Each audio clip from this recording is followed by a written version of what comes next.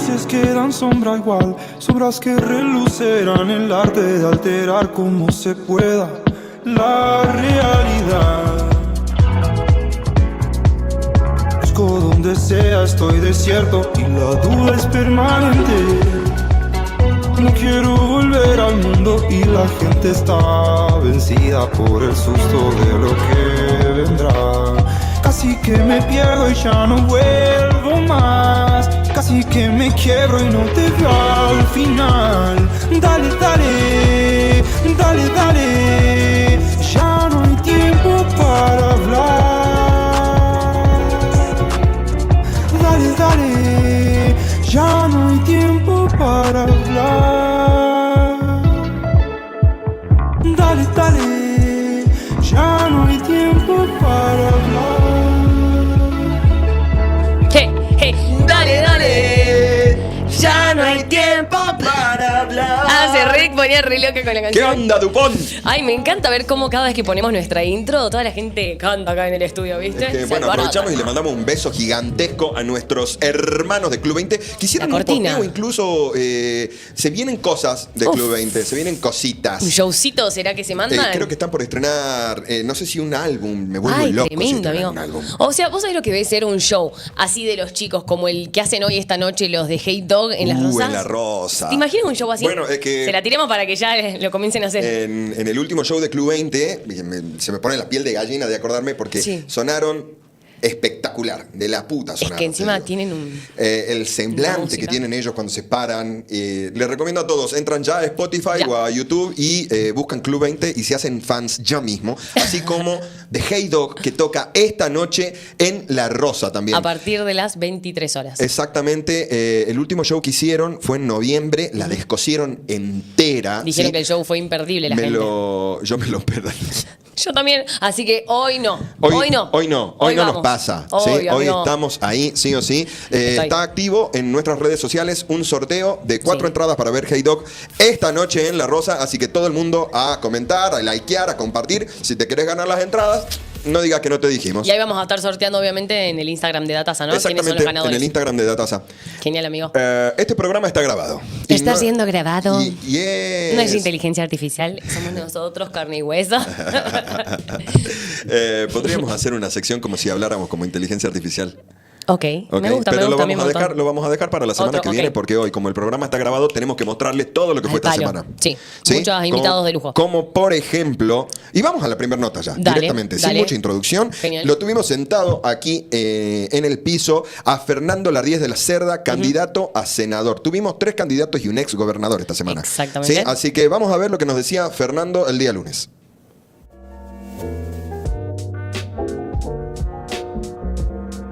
Ahora también dentro de la misma línea ya tenemos en el piso a nuestro primer invitado y se trata de Fernando Lardiez de la Cerda, también candidato a senador provincial por el espacio, por el Partido Conservador Popular. Así es, ¿verdad, Fernando?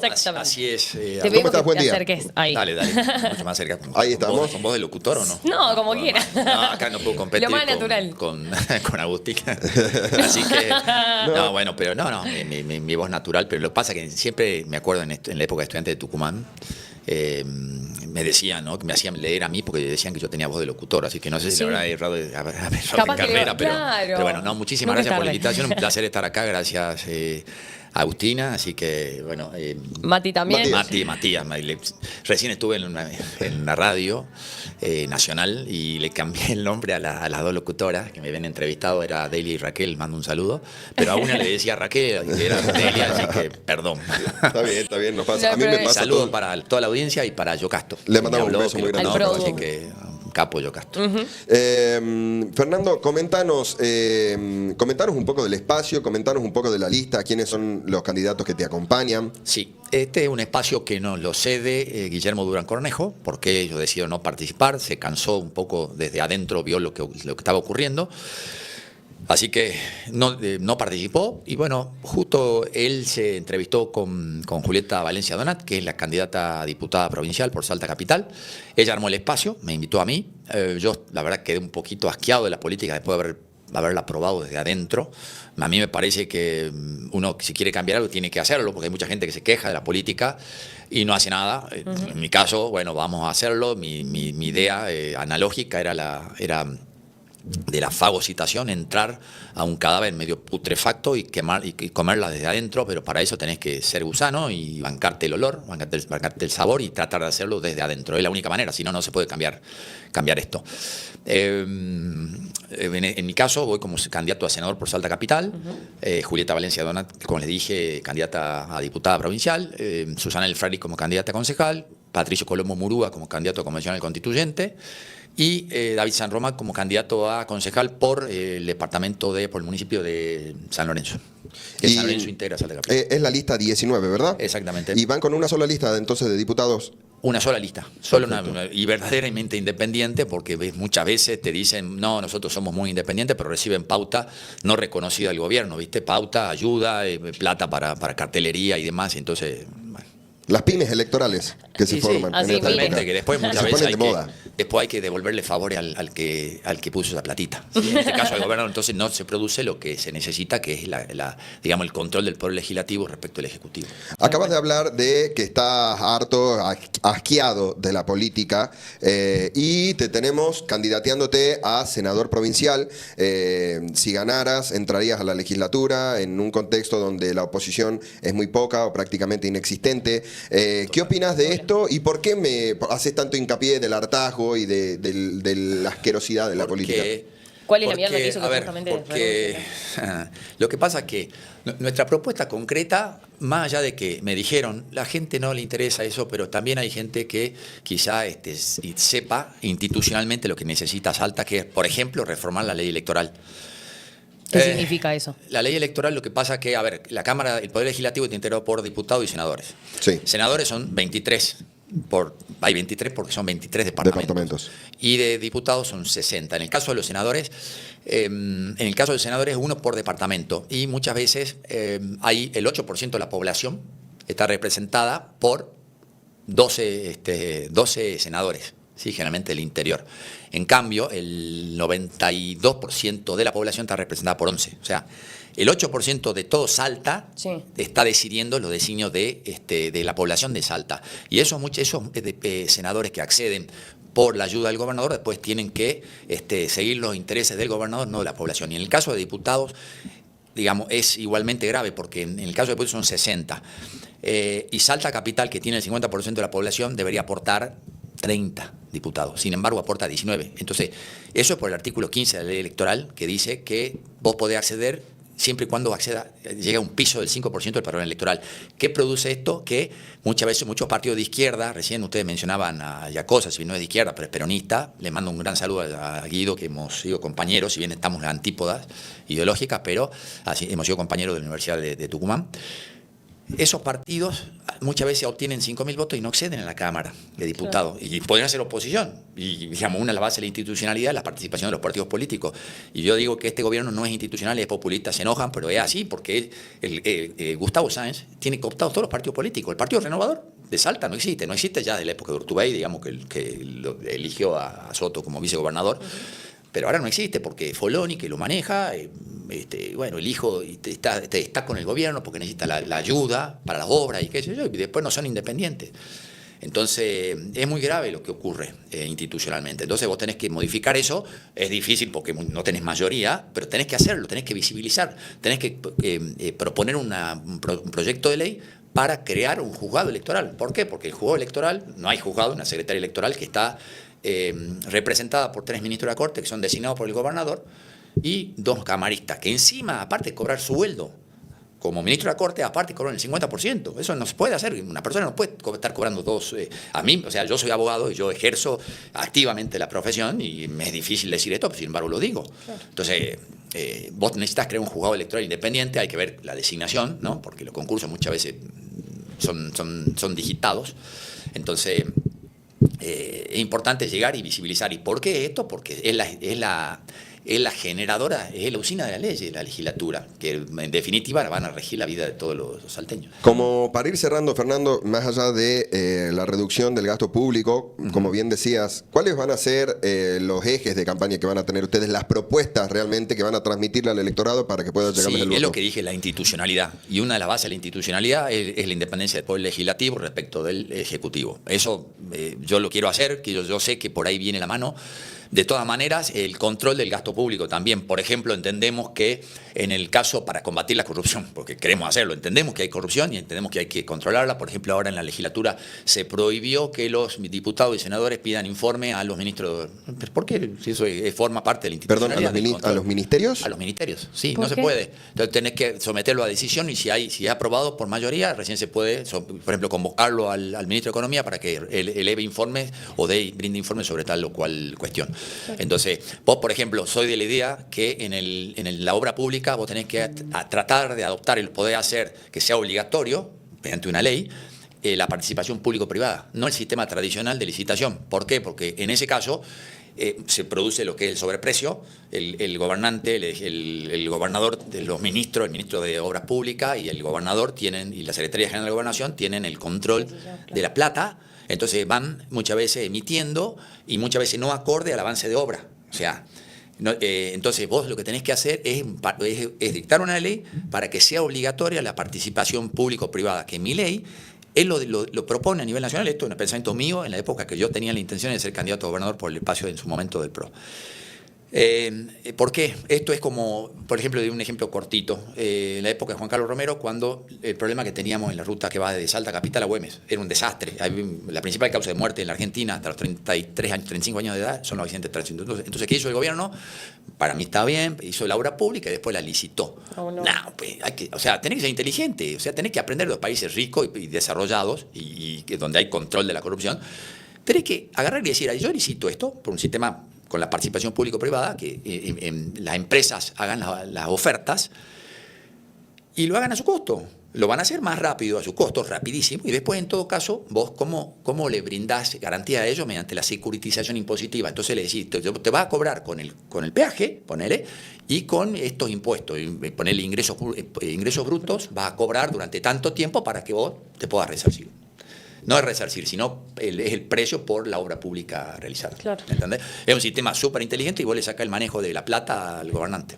Y está por hacer un proyecto similar también para el mismo tramo del que estás hablando, para poder reinstalar el peaje de Naunor. Sí, hay que hacerlo. Yo soy de la idea que hay que hacer obras públicas, aun cuando quizás no sea necesaria, porque muchas veces vos generás obra pública y después aumentás la cantidad de vehículos en la zona y aparte disminuís la cantidad de accidentes y disminuís el gasto público en salud. Muchas gracias, Fernando. No, por favor, un placer. Cuando quieran, estoy acá si me necesitan. Así que, te vamos a estar llamando nuevamente, seguro. La verdad que le agradezco la invitación. Gracias. Y a la gente también de tu espacio, para Obvio. poder tener acá y poder escuchar sí, más de las con propuestas. Escuchamos todas estas. las campanas siempre. Sí, totalmente. Muchas gracias, Fernando. Bueno, tremenda nota, amigo. Y ahora, así, sin perder más tiempo, vamos a la siguiente nota. Se trata de Verónica Caliba. Que estuvo con nosotros el martes. Estuvo con nosotras el día martes y está candidateándose justamente como diputada provincial. Exactamente. A ver qué nos decía Verónica.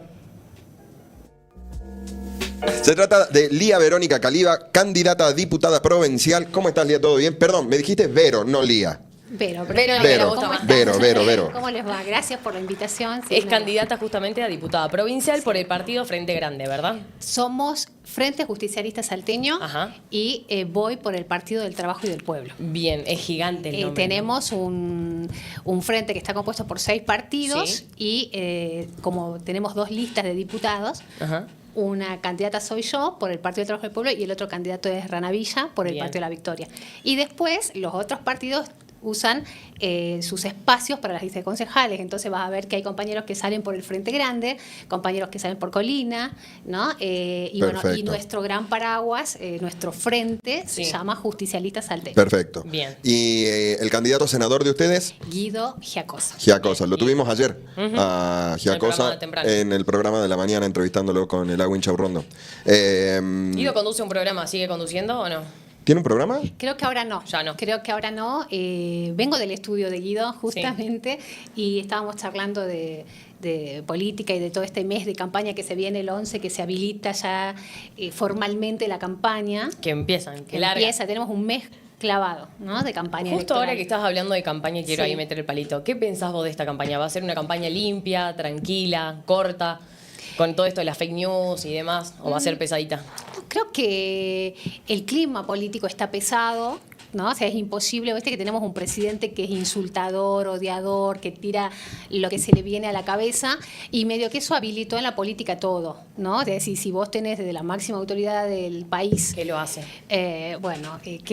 quedó habilitado el que vale todo. Yo no estoy de acuerdo, por supuesto, pero bueno, si te agreden tenés que defender, tenés que responder, y ojalá que la campaña sea con propuestas, que sea propositiva, pero atacando. tampoco podés dejar de demostrar lo que no estás de acuerdo, lo que consideras que está mal, Ok. porque si no, bueno, seríamos todos iguales, ¿para qué salimos a una elección, no? O sea, es justamente el terreno de confrontación de la democracia, pero tiene que tener límites, que hay que respetarlos, los códigos, ¿no? O sea, el respeto porque sos un ser humano, hasta, bueno, los códigos propios de la política y de una democracia, que tiene que ser mejor, no una democracia que se ponga cada vez más decadente. Y lamentablemente la política viene sufriendo, no en Argentina, en todo el mundo, las fake news, que vale todo, no importa en qué terreno te metes, y no te queda otra que defenderte. A veces lo podés hacer desde los juzgados, ¿no? Y cae ya en la judicialización de la política. Pero si no, bueno, está el discurso, está la palabra, está el diálogo, y está la confrontación. Por eso se dice que somos adversarios. Es como cuando juega Boca y River. Y salen los dos equipos a ganar. Obvio, a la cancha a darlo todo. No está bueno que quebre al compañero, Sí, ¿no? Pero lo cruzáis y lo levantás por los aires. Bueno, hay que jugar fuerte, pero no salir a matar. No, por supuesto. Vero, está haciendo noticia el hecho de la probable candidatura de Cristina, ¿sí? Y te quiero preguntar, en ese aspecto, ¿qué opinás? Y por otro lado, también, ¿cuál es tu percepción de la intervención del partido acá en Salta con Bernie? ¿Tenés trato con Bernie? ¿Cómo te llevas con él? ¿Y qué opinás de la intervención? Sí, tengo trato con los dos interventores, con Sergio Berni, con la compañera María Luz Alonso, la Luchi, como la conocen todos. Nos llevamos muy bien en el marco de respeto político. Ellos son autoridades nacionales y ahora autoridades provinciales, porque son los interventores de un partido político que es el más grande de la Argentina, y acá en la provincia también. Y yo soy presidenta de otro partido, de un partido en el que confluyen compañeros, compañeras de izquierda, algunos compañeros que eran peronistas y que se desencantaron y que se afiliaron a mi partido, que se llama Del Trabajo y del Pueblo. Hay compañeros que venían de militancia universitaria en la Franja Morada y que de pronto se afiliaron porque coincidimos en el programa y en la plataforma que tiene el PTP, que es nuestro partido, que es un partido del campo nacional y popular, que tiene sus vínculos con los partidos de la democracia, con los partidos madre y fundamentalmente con el peronismo. Bueno, además yo tengo abuelo peronista, abuela peronista, ¿no? Mamá que, por ejemplo, nunca se quiso afiliar a mi partido, porque ella es peronista. Afilia a toda la familia, menos mi mamá. Mirá vos. Pero porque ella dice no, porque ella reivindica el peronismo, y tenía mi abuelo, obrero ferroviario en Güemes, tenía el busto de Perón y de Evita en el modular de la casa de los abuelos, Qué loco. y toda la familia peronista. Peronista. Entonces ella militó, mi mamá nos ayudó, tuvo 25 años un comedor comunitario en su casa, en Güemes, pero ella no se afilió al partido, sino que ella era una militante peronista que militaba con sus hijos y con los vecinos y todo, que habíamos constituido y conformado otro partido.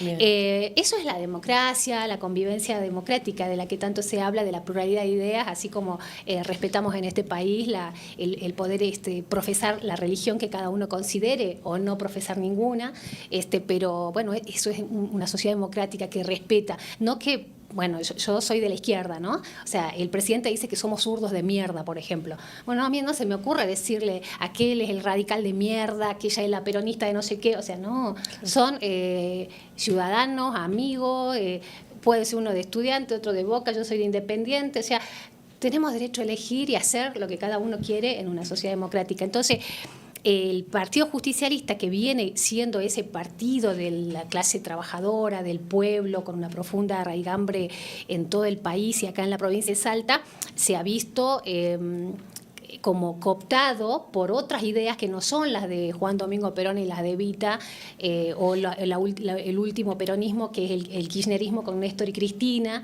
¿no es cierto?, que han llevado políticas de Estado universales a la gente, que garantizas derechos, y hablo desde las 8 horas laborales, las vacaciones pagas, el aguinaldo, todas las vacaciones de los compañeros, que las mujeres votemos, todo eso hizo el peronismo, los planes quinquenales del peronismo para que tengamos escuelas como el Hogar Escuela o como el Hospital San Bernardo, como todo eso hizo el peronismo. Entonces, cuando vos le decís, ¿quién te ayudó a acceder por primera vez a la salud pública? El peronismo. ¿Cómo tenías universidades para los hijos de los trabajadores y las grandes mayorías de todas las clases sociales por acceder a la universidad? El peronismo. Entonces, eso en la memoria colectiva de este país, bueno, el país Argentina es peronista, Salta es peronista y nosotros los respetamos profundamente.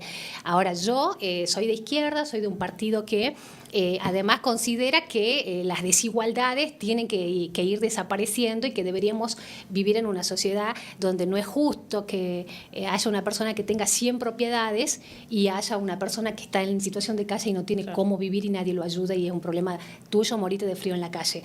Por ahí esas ideas son las que me hacen no distinta de los peronistas, pero sí, bueno, yo no defiendo el capitalismo hacia ultranza, es decir, yo creo que el capitalismo es un sistema muy perverso. Acabas de tocar un tema que es muy importante en Salta, ¿sí? Que se está viendo cada vez más gente en la calle. Yo particularmente vivo acá a la vuelta del estudio y todos los días tengo... Creo que son 4, mínimo son 2 los que están siempre, que están durmiendo en la puerta de un local de ropa que vende... colegiales. Exactamente, ropa para chicos que van al colegio. Ahí están siempre 2 y están constantemente. Ahora, cada vez más empiezan los fríos, ¿sí? No sé, por ahí uno puede agarrar y organizarse con amigos, como hemos hecho ya. Agu o con Ori, que hacían comidas y ollas solidarias. Nosotros por ahí mandando amigos, a quien le sobra una colcha y saliendo de noche a repartir los días de más frío. Pero el Estado, ¿qué tiene que hacer con la gente que está durmiendo hoy en la calle? Que vos te levantás a las 7 y media de la mañana y estás viendo que desparramados por todo el centro, ¿sí? Es algo que pasa en todo el centro, hay mucha gente durmiendo en la calle. Bueno, el neoliberalismo y estas políticas donde quieren sacar al Estado de ocuparse de las cuestiones de todos y de todas, porque hay cuestiones que sí tienen que ver con tu vida privada y que son tu faceta y nadie se mete y tenemos autonomía. Pero después hay cuestiones colectivas, desde cómo circulan los autos por la calle hasta, bueno, respetar toda la normativa que nos hace una sociedad ordenada, organizada. Entonces el Estado es ese ordenador, es el que dice, bueno, todos tienen derecho a ir al hospital, entonces hay un hospital para todos. Después, si vos querés tener una prepaga, la máscara, también sos dueño, ¿entendés? Pero no puede faltarnos del hospital. ¿Qué tendría que hacer el Estado? Tener planes de viviendas, que en otros momentos los tuvimos, y viviendas que son de emergencia para imposible poder. Ahora nadie puede alquilar. Ni siquiera alquilar, claro. Nadie puede alquilar aún teniendo trabajo. Ni siquiera meterte en esos planes que están tocados con una varita, ¿no? Claro. Ahí con el dedo. No, pero vos fíjate que sacaron, nos vamos, ¿no?, de eje, pero es imposible con la realidad todo esta tan virulenta, tan cruel. Sacan un programa de gobierno, el gobernador con el ministro Camacho, y dicen que tenés que tener una capacidad de ahorro de 30 millones de pesos para acceder a una vivienda de quien la construye. Eso? Nadie, ni siquiera los que son gerentes. Claro, o sea, nadie puede hoy disponer de 30 millones. Y si tenés 30 millones, te vas a ir a buscar no sé, un estudio de arquitectos, algún otro negocio inmobiliario que ande dando vuelta por ahí, que capaz que te da facilidad y no te pide los 30 millones de entrada, te dice vos con 5 entrás, ¿viste? Claro. Entonces es medio loco y no tenemos ya esas políticas universales y a eso hay que volver. Eso estamos proponiendo nosotras, desde el Frente Justicialista Salteño, un poco volver a Perón, volver a ese primer Perón, y miren, ¿no? Milei nos quiere llevar a la Argentina de esa oligarquía muy selecta que tenía a los obreros como esclavos en sus fincas, en sus estancias, donde no había derechos de tipo laboral, de tipo ciudadanos, como los conocemos ahora, y donde, bueno, vos trabajabas como esclavo en un ingenio, o sea, si te morías, te pasaba algo, era un problema tuyo, te retiraban el cuerpo y venía otro. Milei admira esa Argentina, ¿no? La de 1800, y quiere que volvamos ahí. Dice él que éramos potencia. Mentira, no éramos potencia, era un país súper esclavista, donde una minoría oligárquica con todo, que vivía en Europa, y un pueblo absolutamente hambriado. Después, en 1900, empezamos a pensar en los derechos, y Perón arranca por el 30, y en el 45 ya tenía planteadas estas políticas universales de darle derecho a las grandes mayorías, es decir, a los trabajadores de la ciudad y del campo. Entonces, ahí empiezan a construirse hospitales públicos, escuelas públicas, los hogares escuela para que las mamás trabajen y dejen sus chicos jornada completa. Empiezas a decir, bueno, mira, mi salario tiene que ser de tal. Empiezan los convenios colectivos de trabajo, entonces no, yo soy costurera, yo soy carpintero, yo soy mecánico, y empiezan a darle derechos según el oficio y el valor de su trabajo. Todo eso lo quieren limpiar y nos quieren hacer retroceder y perder todos esos derechos laborales, pero también los derechos como de los que son consenso después de la Segunda Guerra Mundial, ¿no? Que vos tenés derechos por tu sola condición de ser humano, los derechos humanos, que se oponen a los derechos humanos. Es decir, como vos sos un ser humano, tenés derecho y nadie te puede venir a esclavizar, a torturar, a eliminar, tenés derecho a acceder a la salud. Bueno, todo eso está hoy en un debate tremendo. Y hay tal crueldad que a nadie le importa, de una clase dirigencial. La Ciudad Autónoma de Buenos Aires, con esto que vos estás planteando, es tremendo. Son miles y miles, decenas de miles de personas en situación de calle, familias enteras, desde jubilados que no pueden pagar más un alquiler, están solos, hasta familias con niños y niñas que de ahí algunos tienen la suerte de ir a la escuela, pero son miles de familias que no acceden a la vivienda. ¿Por qué? Porque hay una emergencia habitacional, un déficit habitacional tremendo, porque el Estado no ha construido las viviendas suficientes para brindarle a esas grandes mayorías sin acceso, sin poder adquisitivo, a que paguen en cuotas sus viviendas. Y no te da el banco tampoco el crédito, porque o tu salario está en negro, porque estás precarizado, porque no tenés espalda para bancarte el préstamo que el banco te podría y debería dar. Entonces, ahí tiene que aparecer el Estado, porque si no, cada vez va a haber más gente en situación de calle, más gente que se enferma con enfermedades evitables, que te curas con una atención médica y un remedio, pero que si vos no tenés el médico ni el remedio, te vas a morir. No. Entonces, eso es inhumano. Eso es no acceder a derechos básicos, elementales de la primera generación. Te agradecemos muchísimo por esta nota, Vero. Esperamos tenerte más adelante también. Muchas gracias. Muchas gracias. Contundentes los dos candidatos. Estuvimos del centro más tirados a la izquierda. Eso te iba a decir. Esta semana. ¿Tiene opositores? No sé. ¿Qué sería? Sí. Izquierda. Literal. Por ejemplo, también Julio Quintana, candidato a senador provincial, que también estuvo con nosotros el miércoles. Exactamente. A ver, escuchemos qué nos decía. Ya tenemos a nuestro primer invitado, ¿sí? Se trata de Julio Quintana, candidato a senador provincial por el Partido Política Obrera. ¿Cómo está, Julio? ¿Todo bien? ¿Cómo le va? Muchas gracias por la invitación. No, muchas gracias a vos, che. Julio, comentanos, ¿cómo se palpita la campaña? ¿Cómo fue el tema del cierre de las candidaturas? Política Obrera es un partido y ustedes están yendo solos, no hicieron alianza con ningún otro frente, no conformaron un frente. ¿Es así? Sí, efectivamente. Los compañeros de Política Obrera somos aquellos que hace 4 o 5 años, capaz que ustedes recuerdan, fuimos por divergencias políticas expulsados de nuestro partido, el Partido Obrero, a nivel nacional, con nuestro máximo dirigente, que es Jorge Altamira, fundador del Partido Obrero, etc. Nosotros, lógicamente, hemos defendido públicamente las posiciones siempre que hemos tenido. Y en este caso, ¿no es cierto?, en la medida que nos han expulsado para callar nuestra voz, nos hemos presentado y estamos en un proceso de reconstrucción defendiendo una línea histórica que en un momento representaba el Partido Obrero y que hoy en día, desde nuestro punto de vista, está totalmente cuestionada, que es fundamentalmente la defensa de una agenda de los trabajadores y también de la lucha por un gobierno de trabajadores, porque ustedes imagínense, hoy estamos en una situación muy interesante porque la elección de Salta, que se adelantó con respecto a las nacionales justamente para garantizar un marco de discusión provincializada, ha fracasado.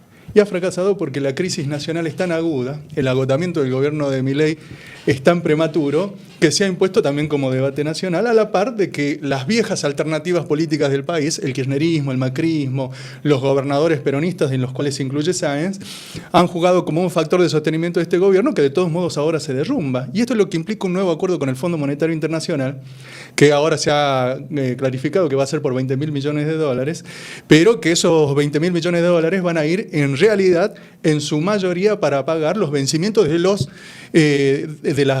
vencimientos de la deuda con el propio Fondo Monetario Internacional. Es decir, el Fondo Monetario Internacional se le debía 45.000 millones de dólares, ahora se pide 20.000 para pagar buena parte de esos 45.000 millones de dólares y lo que queda lógicamente son nuevos intereses, tanto en relación a lo que ya se pidió como al nuevo préstamo. Es la expresión de un agotamiento completo, lo mismo es el crecimiento del riesgo país y el superávit fiscal que ha generado el gobierno mediante un ajuste fenomenal contra la clase obrera ha fracasado para dar una salida al país, ya sea desde el punto de vista financiero y peor aún desde el punto de vista social, en donde la situación de los trabajadores, de las masas que viven de su trabajo, es totalmente ruinosa. Sáenz adelanta la elección, pero esto es lo que se va a discutir necesariamente porque hay una crisis de envergadura nacional y el conjunto de los bloques políticos necesariamente se van a tener que pronunciar por esto y por eso tenemos también una implosión del espacio libertario que uno diría, bueno, es la nueva fuerza, se debería presentar juntos, con una pujanza, etcétera, y por el contrario en la provincia lo tenemos dividido en la ciudad de Buenos Aires, en otra elección estratégica, y el gobierno que en un momento tenía la complicidad del Congreso comienza a tener reveses estratégicos, el rechazo del pliego de los jueces de la Corte, ahora una comisión investigadora con una estafa descomunal con las criptomonedas que fue impulsada por el propio presidente Milei. Entonces vamos a un terreno de volatilidad. Ahora, dicho así, lo que no se escucha en esta elección y se va a escuchar en el próximo periodo, y menos hoy ni mañana donde tenemos un paro nacional, es si acá los trabajadores tenemos una voz propia con un planteo muy claro que comienza por revertir la situación de empobrecimiento mediante un salario igual al costo de la canasta familiar, hoy en día más o menos tasado en 2 millones de pesos, como mínimo. La restitución de las jubilaciones, un 82% móvil para las jubilaciones, las moratorias, y el reparto de las horas de trabajo. En Salta tenemos más de 9.000 puestos de trabajo perdidos en el último periodo por este seguidismo de Sáenz a las políticas de Milei. Es decir, que el discurso de que acá la minería daba trabajo, etcétera, se ha derrumbado por completo. Y por lo tanto necesitamos repartir las horas de trabajo sin afectar el salario para que de este modo los trabajadores seamos los que hoy en día tengamos una suerte de defensa en relación a una crisis descomunal que siempre ha sido pagada por nosotros. Esta es la agenda con la cual Política Obrera va a intervenir en el próximo periodo y la que hemos defendido históricamente cuando éramos, por ejemplo, compañeros del Partido Obrero y ahora lo hacemos como Política Obrera. Bueno, fue un análisis bastante amplio, fuiste de lo macro a lo micro, me gustó mucho.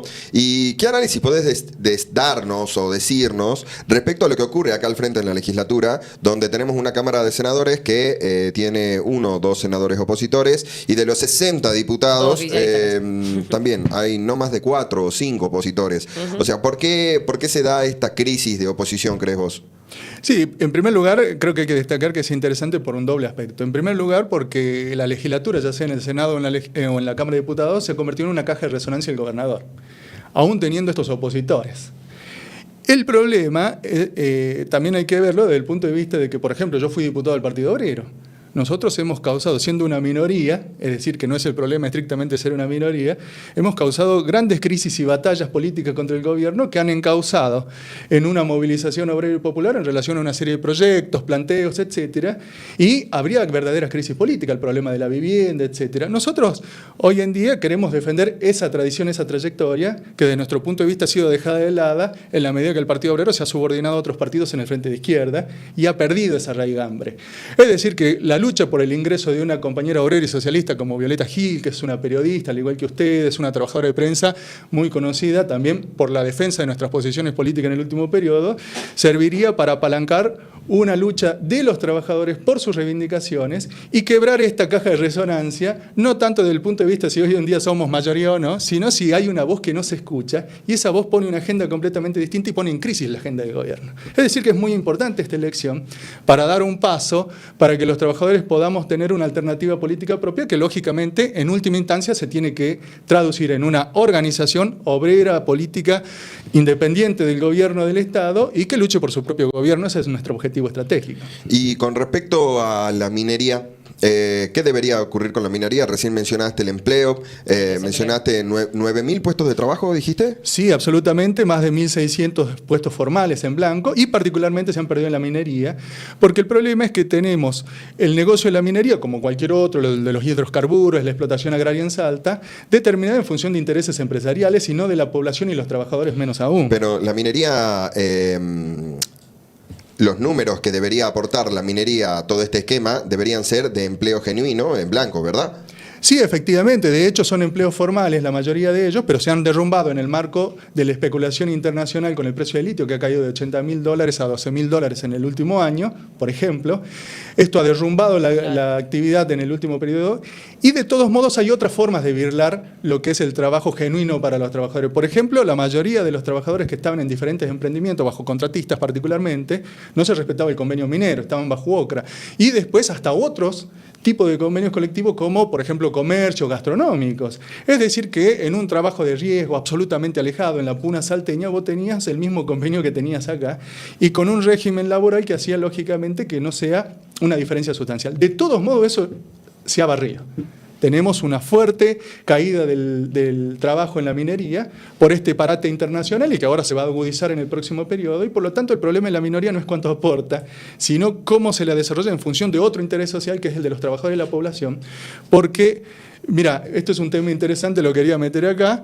La principal diputada del gobierno de Sáenz para esta elección, o candidata, perdón, es Flavia Arroyo. Fue ministra de Energía, etcétera, y ha salido en un programa nacional haciendo un ataque feroz, por ejemplo, a los ambientalistas de Mendoza, diciendo que la minería no contamina, etcétera, y que todo es un problema de control, cosa que es absolutamente falso. Y lo que menos hay en el proceso de minería es una organización de este proceso en función de los intereses de las comunidades, de los trabajadores, etcétera.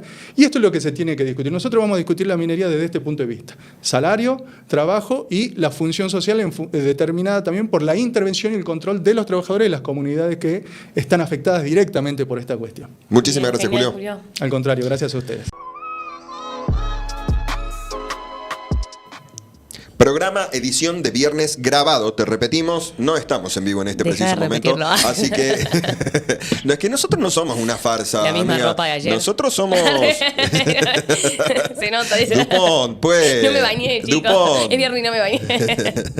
No, está siendo grabado, Vi chicos. un meme que decía, cuando era chico no me gustaba bañarme y ahora hasta me gusta una que no se baña. Ay, no, chicos, eso manda.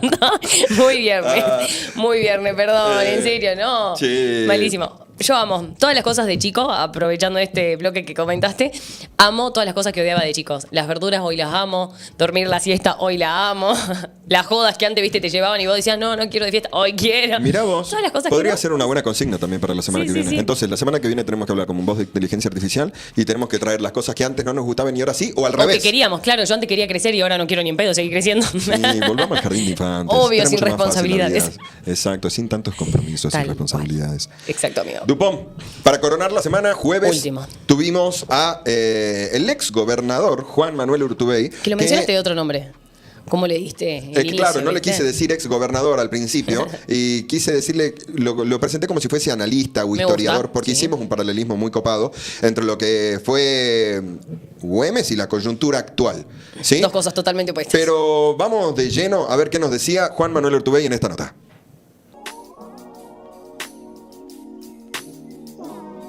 Pero vamos a hablar un poco de historia con Juan Manuel Urtubey. Me ¿Cómo estás, Juan? encanta. ¿Todo bien? Muy ¡Qué bien. presentación! No, tremendo. Ya los otros- me tiras los otros tirando títulos un montón los de conocemos. títulos, tremendo. Y sí, pero ya espectacular. te dicen, o sea, no vamos a El hacer un recorrido por toda la gobernador, historia claro. política, por todo Sí, tu sí, un currículum montón de político. largo. Hoy historiadores, analistas hoy. Claro, ¿qué tal? Está bueno. ¿Cómo eso. estás? Muy bien. Y qué lindas las imágenes de Salta que mostraban, me encantaron. ¿Sabés lo que intentamos Son muy hacer? buenas. Es mostrar Me justamente encantó. la otra cara, ¿viste? Sí, Irnos me a todos encantó. los barrios. Pasamos zona norte-sur. Sí, ¿viste? está buenísimo. Fue bueno. Está buenísimo. Ese es el dron de Datasa que sale por ahí a hacer imágenes épicas. Igual el creador de todo esto es Mati, ¿no? Un genio, haciendo esas cosas. No me sonrojé. Hay un ex gobernador presente. Estuvo muy bueno. Es un bobo. Lo trajimos a Juan hoy porque queremos que nos haga como un paralelismo, que nos cuente un poco de historia. ¿Qué crees que hubiese hecho Güemes, por ejemplo, en un contexto, es difícil poder ponerlo a Güemes en un contexto macroeconómico como el de hoy, dado que no existían todos los medios de comunicación, la rapidez y la inmediatez, ¿sí? Como hablamos hace 2 semanas, y qué hubiese pasado si Güemes tenía Twitter. Claro. ¿sí? Claro, bueno, pero es que ese es el quilombo, porque en definitiva, el otro día charlaba, ¿no? Me estaba dando una charla en Buenos Aires y una persona me pregunta, bueno, ¿y cómo se comunica hoy? Porque claro, da la sensación que hablar sobre lo que hay que hacer o sobre la acción de gobierno, la política, es como muy largo y no se puede usar, digamos, la lógica de comunicación moderna. Le digo, guarda, cuando vos sabés perfectamente lo que querés hacer, cuando vos sabés perfectamente lo que querés decir, es todo mucho más sencillo. Cuando vos lees la historia de Salta, situémonos, traigamos 200 años atrás a Salta. Nosotros vivíamos en una provincia riquísima. Salta, Jujuy, Tarija, todo lo que era el Alto Perú, que hoy es Bolivia, y el norte de Argentina, no era la periferia, era la región central, el tráfico de mulas, el oro, o sea, había mucho, digamos, la logística, eran las mulas en esa época. Sí. Bueno, acá era el lugar... Y éramos un paso obligado. Claro, exactamente. Y acá, obviamente, había agricultura, había ganadería, realmente era una provincia muy, pero muy próspera. ¿Qué pasó? Nos comimos 14 años de guerra. Y el drama es que en estos 14 años de guerra la bancamos los salteños. Entonces, viste, cuando a veces vos ves y se discute, bueno, pero que el norte argentino, porque los gobernadores hacen las cosas mal. Yo les traje para contarles una cosa que... Cuando hablas de 14 años de guerra, ¿a cuál guerra te estás refiriendo, Juan? Esencialmente en nuestro norte argentino. Cuando San Martín diseña el plan de la independencia continental, con Belgrano encuentran en Güemes el socio perfecto, que era el que debía generar la lucha y hostigar a nivel de acá del norte argentino, que era del sur de Perú, para que pueda entrar desde el puerto del Callao San Martín y llevárselo puesto a los realistas, que es lo que efectivamente sucede. Claro, Porque había un plan. Había un plan continental. Y ese plan continental se construyó con el enorme heroísmo de Güemes y con los recursos de todos los salteños, los jujeños, algo de los tucumanos y fundamentalmente también de todo lo que era el Alto Perú, que hoy terminó en Bolivia también. ¿Qué pasó? Como pasa hoy, los porteños dijeron, bueno, sí, hay que hacer la independencia, qué sé yo, bueno, vayan yendo, animémonos y vayan. Y lo mandaron, te voy a una carta que Güemes en 1817 le manda, porque claro, acá no había más recursos para enfrentar un ejército realista que era, pero muchísimo más importante en cantidad de gente, en logística, en todo. Y el pibe les dice, le manda al director y dice, la provincia no me representa más que un semblante de miseria, lágrimas y agonía. Y les pide ayuda. Y los huesos del directorio le clavaron visto. O sea, le contestaron, el gobierno está perplejo. Punto aparte. Claro, como si fuera la actualidad le clavan visto. Entonces, claro, obviamente, ¿qué hicieron? Nada. Claro. Entonces, el planteo ¿cuál es? Cuando vos hablas de la deuda que la Argentina y que la nación tiene con el norte argentino, no solo tiene que ver con el heroísmo, la sangre, la muerte de Güemes, los gauchos, tiene que ver con los enormes esfuerzos que hicieron los salteños, que literalmente se empobrecieron en una provincia próspera para construir la independencia. La forma en la cual se sostuvo fue justamente con el enorme esfuerzo y compartiendo la carga entre nosotros. Güemes, ¿qué eligió frente a esa privación? Eligió la solidaridad, no eligió caerle con todo el peso a los más humildes para favorecer las inversiones. O sea, Güemes no fue al Rigui. A ver si me explico. ¿Qué es lo que hizo? Porque en esto mismo que nos estás contando y nos decís de que Salta era una provincia próspera, de que éramos un paso obligado y de que Salta sí o sí era un eje económico dentro de toda la región, hoy vuelve a serlo, porque el boom del litio, la minería, y ya hace unos 15 años probablemente, Salta renació como provincia próspera también. Es correcto. De todos modos, todavía tenemos el drama estructural de 200 años de postergación, porque cuando la gente en alguna medida se trata de evaluar qué pasa en el norte argentino, acá hay una deuda histórica que tenemos que cobrar, y ese es el gran desafío. ¿Por qué? Porque si esto se hubiese resuelto con empréstitos, yendo al Fondo Monetario como va este gobierno, Güemes no fue al Fondo Monetario, por cierto no existía en esa época, pero ¿qué es lo que pasaba? El directorio y lo que en ese momento era lo que después termina siendo la Argentina, porque eran las Provincias Unidas, al final del camino dijeron, bueno, animémonos y vayan, métanle ustedes y nosotros ya vamos, no llegaron nunca. Entonces, ¿qué pasaba acá? Cada vez los esfuerzos fueron más grandes. ¿Y Güemes qué hizo para eso? Es tenía que cuidar que los gauchos puedan realmente estar fuertes y firmes para poder sostener esta guerra, empezó a generar cada vez más gravámenes. La gente, obviamente pudiente, las más ricas de Salta, empezó a mirarlo de reojo y decir, che, este flaco nos genera un quilombo. Porque, vamos a ser francos, la guerra complicó muchísimo a los comerciantes, complicó muchísimo a los que sembraban la tierra porque dejaron de sembrar, a los que traficaban con las mulas porque dejaron de vender. Bueno, al final del camino, ese fue un gran esfuerzo que hicimos nosotros desde acá.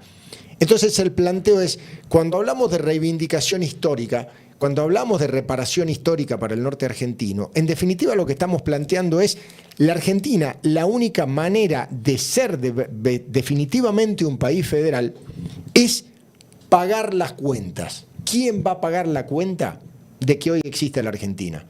Y no estoy hablando de la cuestión épica de la sangre de Güemes y de los gauchos. Estoy hablando de el enorme esfuerzo económico que se hizo desde acá para que hoy tengamos la Argentina. Entonces, ¿cuál es el problema? Se sigue haciendo. Claro, y lo seguimos haciendo. Vamos a ver hoy.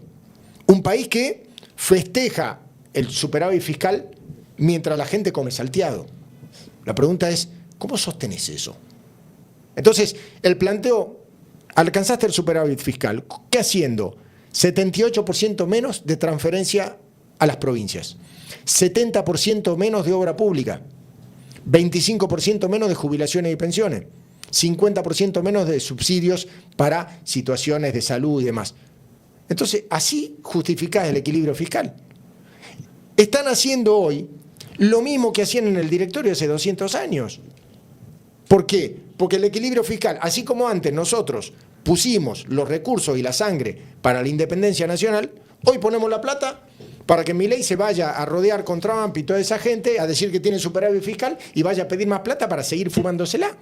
Va por la selfie, digamos. Claro. Que tampoco se la dan. Pero aparte el mal gusto de irse a la selfie, después de decir, mientras estamos recordando la gesta de Malvinas, el mismo día de Malvinas te vas a Estados Unidos a recibir una condecoración medio trucha, y aparte salís a alabar los aranceles de Trump cuando el mundo entero lo putea.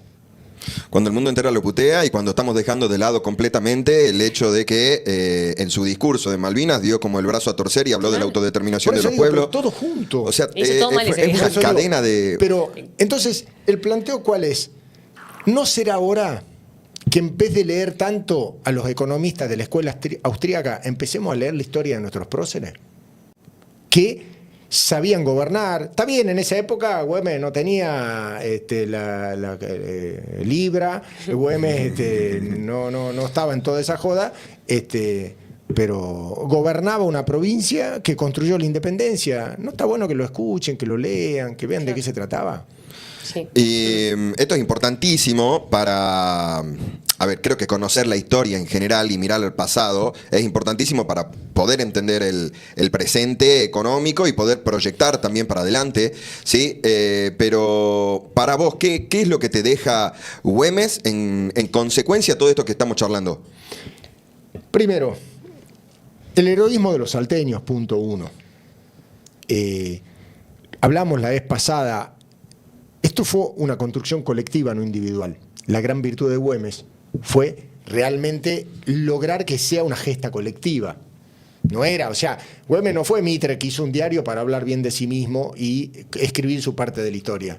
Güemes fue un guaso que gobernó acá con un enorme esfuerzo, que lo putearon la mitad de los salteños porque cada vez le metía más impuestos para poder tratar de sostener la guerra por la independencia argentina, y al final del camino, la historia lo terminó reivindicando 200 años después. Pero, ¿qué es lo que te queda? Que al final la verdad triunfa. El tipo no hizo que el esfuerzo lo hagan los más humildes. Acá lo hicieron los más pudientes. ¿A él le costó? Sí, le costó seriamente en la política, además casi su muerte. Porque en la conspiración, cuando lo terminan matando a Güemes, también participan salteños que estaban hartos de pagar impuestos. ¿Para qué pagaban impuestos? ¿Para pagar los gastos de Güemes? No, para pagar los gastos de la guerra de la independencia. Entonces, reflexión, ¿cuál es? Es primero, el esfuerzo no lo tienen que hacer los más humildes. Nosotros acá en la Argentina reinstalamos el impuesto a los trabajadores para bajarle el impuesto a las grandes empresas que supuestamente iban a inundar, iba a llover las inversiones en la Argentina. Una sequía de inversiones tremenda, no cayó una. Y cayó el empleo también. Cayó el empleo y hoy hay que salir corriendo, como bien decía el presidente Milei, cuando vas al Fondo Monetario es porque fracasaste. Bueno, ahí están los exitosos corriendo a ver cuándo le da la plata el Fondo Monetario. Entonces, claramente acá hay un problema.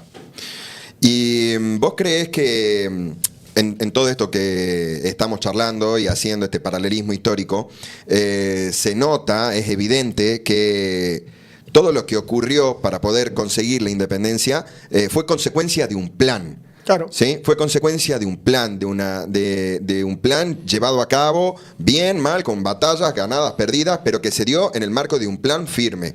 ¿Vos crees que hoy el gobierno nacional no tiene un plan? Hay un plan diferente.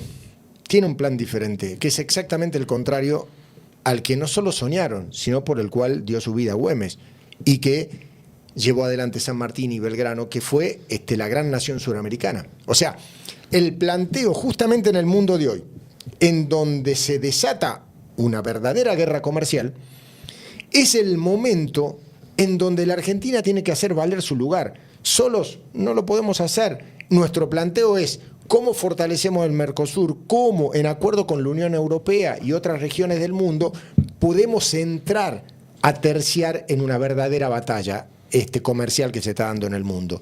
Mientras tanto, el gobierno nacional, de la mano del presidente, te dicen hay que salir del Mercosur y hay que aliarse a Estados Unidos, o sea, te corres de juego definitivamente. Cuando el mundo te abre una gran oportunidad, vos negás la oportunidad y decís, no, yo me someto. Quiero ser colonia. Claro, vamos a ser francos. Si el mundo no reaccionaba como reaccionaba, ¿se suspendían los nuevos aranceles? Bueno, salvo China, no. Si todo el mundo se comportaba como nuestro presidente, hoy estábamos afuera de la posibilidad de exportar a Estados Unidos, por ejemplo, en la Argentina. Y nosotros de acá exportamos de acá, de nuestra provincia es Salta, exportamos limones, exportamos un montón de cosas a Estados Unidos.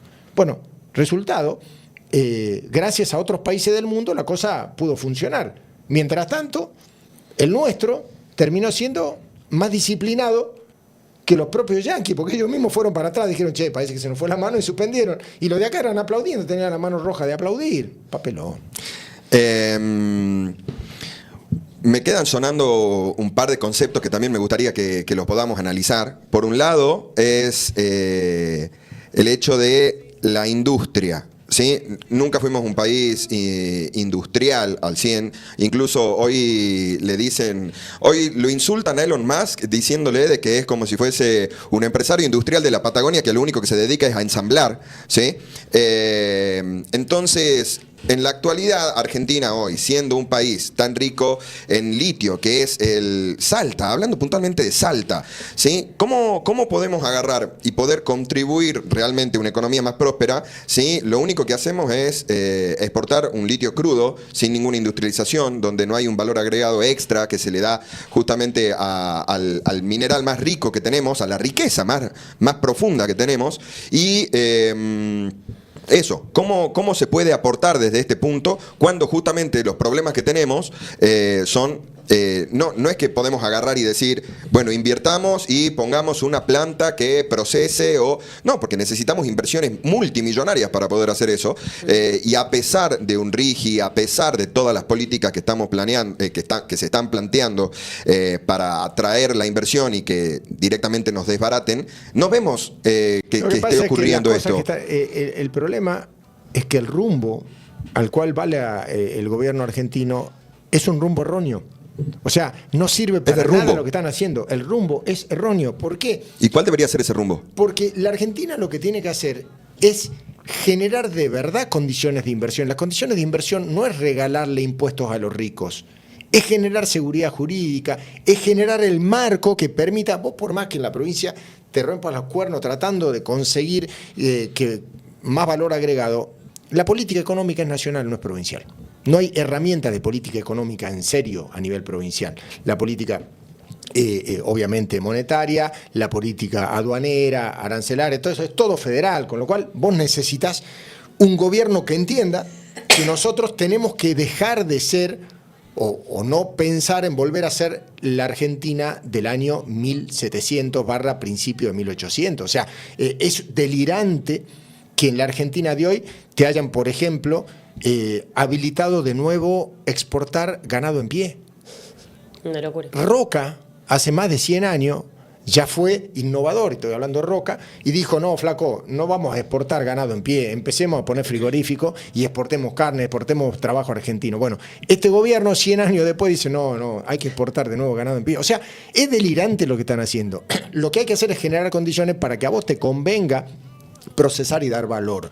¿Cuánto creció, por ejemplo, la importación de carne avícola, carne de cerdo, carne de pollo en la Argentina? En el último año y medio creció un 100%. Le estamos comprando carne a los brasileros. Exactamente. Entonces, en el país en donde vos exportás grano e importás carne, es desopilante. Bueno, eso es, en definitiva, lo que nosotros tenemos que cambiar. ¿Cómo se cambia eso?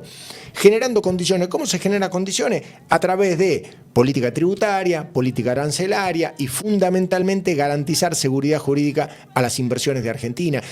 Y eso no se hace. Seguridad jurídica no es un beneficio para los ricos. Justamente es seguridad para los más humildes de que no le cambien las condiciones. ¿Y cómo se puede llegar a alcanzar esto de una seguridad? Sí, que estamos hablando, para mí, un término muy... somos todos argentinos, acá los tres de esta mesa. El término seguridad yo no lo conozco. ¿Sí? No hablo en términos de inseguridad, de salir a la calle y que me roben. No, porque cualquier plan en toda mi vida o mientras... Desde que me independicé de mis viejos en adelante, todos los factores que yo los consideré seguros como para poder emprender, para poder invertir o para poder hacer lo que fuese, o sea, la seguridad era nada, o sea, era una nube de algodón la seguridad. Ese es el problema nuestro. Vos sabés que el año... Perdón. Y también teniendo en cuenta que la seguridad del mundo está planteada en términos donde lo más seguro que hay es poder comprar dólares y con el dólar y con Estados Unidos empiezan a pasar estas cosas a nivel mundial. Entonces incluso hasta ya excede a las fronteras de Argentina y estamos hablando de un bolonqui tamaño monstruoso. Sí, pero frente a eso vos tenés que tener un diseño de un plan de gobierno que sea sustentable. Esto está atado con alfileres en la Argentina. Es todo artificial. El año pasado le entregaron el Nobel de Economía a Acemoglu y a Robinson por un trabajo que ya habían hecho hace unos años, en donde los tipos te plantean que la principal herramienta de política económica y de desarrollo social es la seguridad jurídica. ¿Por qué? Porque es lo que a vos te permite mayor tiempo para garantizar la recuperación de tu inversión. Bueno, eso que es sentido común puro, es tan sentido común que le entregaron el Premio Nobel de Economía. O sea, fíjate... O sea, es lógica, es lógico. Bueno, hay que tratar de empezar a entender que en la Argentina tenemos que hacerlo de una vez. Entonces, lo que está pasando es, bueno, primero para saber, los atajos, hablábamos recién de la guerra de la independencia, fueron 14 años, hermano. No decir, bueno, lo vamos a sacar a los españoles en 2 meses, no, 14 años. Bueno, pretender pases mágicos. Entonces, si no, acá el problema es la inflación, lo resolvemos en 1 año. Mira cómo nos va. Hay que tratar de dejar de tomar atajos y tomar soluciones que sean estructurales, de fondo, no que sean maquillaje para tratar de ganar la próxima elección. Y lamentablemente es lo que está haciendo este gobierno. Muchísimas gracias por venir. Por favor. Tremenda nota con Juan Manuel Alta Urtubey. semana. Me encanta, fue muy movidita, buena Ayer metimos 3 diversidad. notas también de un solo tirón y lo tuvimos a los chicos de Hey Dog que nos estuvieron mostrando la previa y cómo iba ¿Qué le quedando cumple la rosa Seba también. Pérez? Seba trabajando ahí. Y no lo saludamos a Seba en la Saludamos, nota, me le mandamos sentí- un beso muy grande a Seba, pues. Me sentí re mal, pero bueno, hoy a la noche, viernes, 23 horas, van a comenzar con Checho Valderrama, un increíble DJ salteño. La va a romper con un set ahí al principio para... ¿Cómo sería? Es el warm-up. Introducirnos, ¿viste? Va calentando el público. Calentando el motor. Exactamente. Calentando la boca de todo. Pones el horno ya prendés el horno, Claro. ¿viste? Entonces ya lo vas Y ahí a las 12:30 precociendo el por ahí público. suben los chicos con todo. Y la energía del show que tienen los pibes. Y Se después, va- ¿qué pasa? Después, obviamente, el show no va a durar hasta las 5 de la mañana, pero después sigue siendo boliche. Así que genial. Y esa modalidad me encanta Joda, que tenga joda, la joda. rosa de que vas a ver un show, un recital con artistas en vivos de la puta madre y después Claro, te quedás viendo claro. y te quedás de joda ahí. Y te quedas con el Checho, que es tremendo DJ, como dije, hasta las 5 de la mañana, así que no se lo pierdan mañana viernes. Sorteo en nuestras redes sociales si querés ir a ver esta noche Hey Dog. 4 entradas. Tenés un ratito más porque en cualquier momento ya anunciamos los ganadores. Así que anda ya mismo, participá del sorteo y Exactamente. ganate entradas para ir a ver esta noche Hey Dog. Me encanta, amigo. Y bueno, ya nos estaremos reencontrando nosotros también hoy en la noche. Y nos vemos esta noche en Me Hey voy a Dog. ver qué me pongo. Todo el perchero encima, el ropero. Bueno, yo voy a ir así vestido como estoy porque me parece que no voy a Vas a poder bailar, volver volver a mi casa. Re Con la misma jarana. ropa de ayer, che. Nos vemos, Ay, amigo. mis queridos. Si picherean, no manejen, ya saben. Beso grande. Y manejen con cuidado. Besos.